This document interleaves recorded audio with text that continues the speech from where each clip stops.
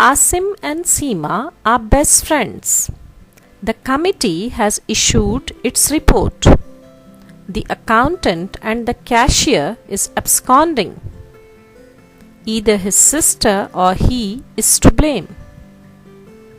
When you read the above sentences, you notice the standard subject-verb combination or agreement.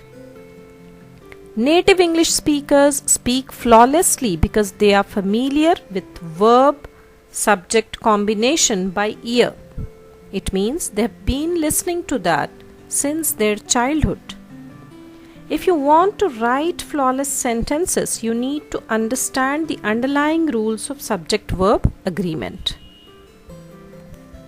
My dear learners of English, we are going to deal with one of the most important topics of English grammar, subject-verb agreement. The verb should agree with its subject in number and in person. Let's proceed and get acquainted with the rules of subject-verb agreement. If you have been watching our videos regularly, you might have noticed I emphasized more on verb, which is considered to be the backbone of a sentence. So more emphasis is to be given on verb to understand all the topics dealt, especially subject-verb agreement. Verb is really the backbone of the sentence. So please go through the conjugation of verbs which I explained in detail in all the parts of tenses. Tenses I dealt in 7 parts, part 1 to part 7. So you can go through the videos to understand conjugation of verbs perfectly. If the tense is present, singular verb is or am and the plural verb is are. And if the tense is past, then singular verb is was and the plural verb is were.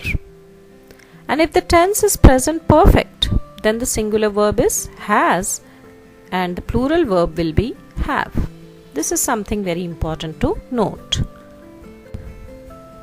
So my dear students, in this video we'll deal with only 3 rules. Rest of them will be dealt in other parts.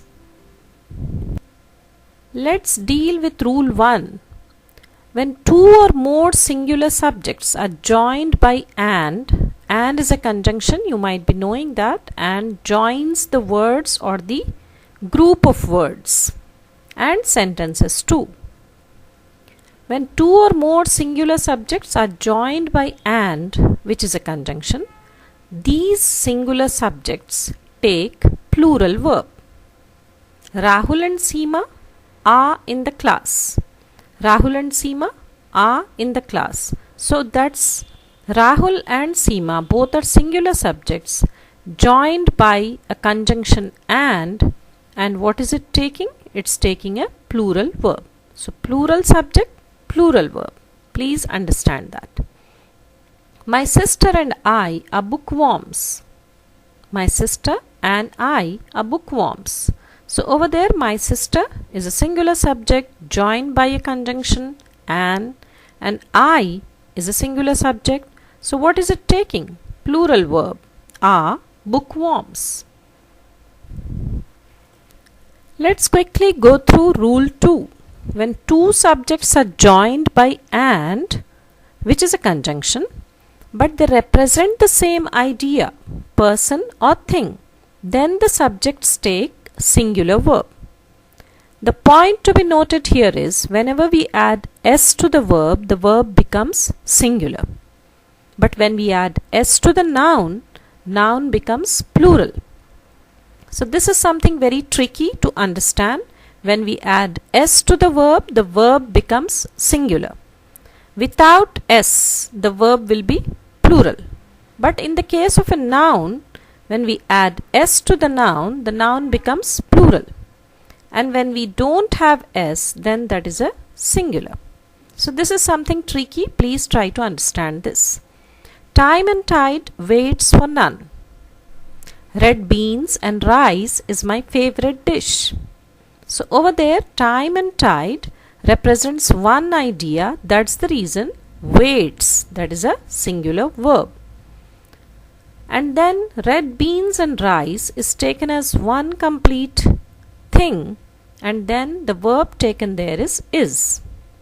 So I hope it's clear. When two subjects are joined by and but they represent the same idea, person or thing, then the subjects take singular verb. Moving on to rule 3. When two subjects are joined by and the words like each, every or no come before the subject, they take singular verb. When two subjects are joined by and the words each, every or no come before the subject, they take singular verb. No smoking and drinking is allowed here. Okay? Those two subjects are joined by and the word which is coming before the subject is no. So what is it taking? It's taking singular verb. Every boy and every girl has gone to excursion. Has is a singular verb.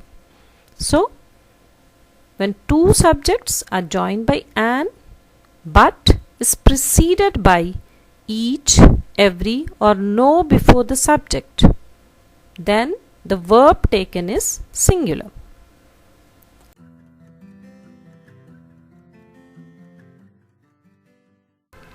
The best way is to practice whatever topic we learn. So let's begin Let's Talk session, in which we are going to learn subject-verb agreement, how it is used when we ask a question and when we answer a question.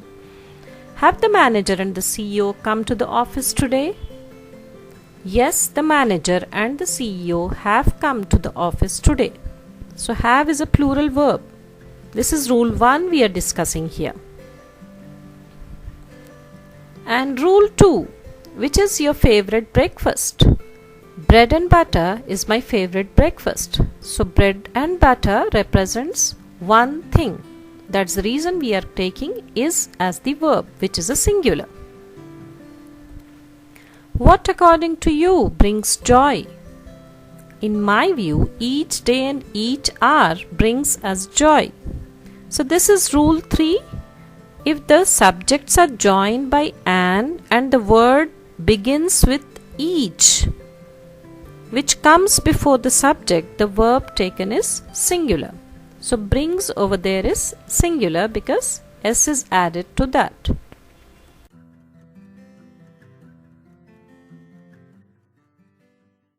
My dear students, today we learned subject-verb agreement. Only 3 rules are taught in this video. We are going to deal with more number of rules in the upcoming video. I hope you all are practicing more. Create your own examples whenever a new topic is learnt in these videos. The new viewers are requested to subscribe to our channel English Flight Academy. Hit the bell icon so that you get all the updates of our upcoming videos. Like the video if you really feel it's worth liking, and share it with the members of the family and friends. Let them learn English for free. See you soon in the next video. Happy learning. Keep smiling.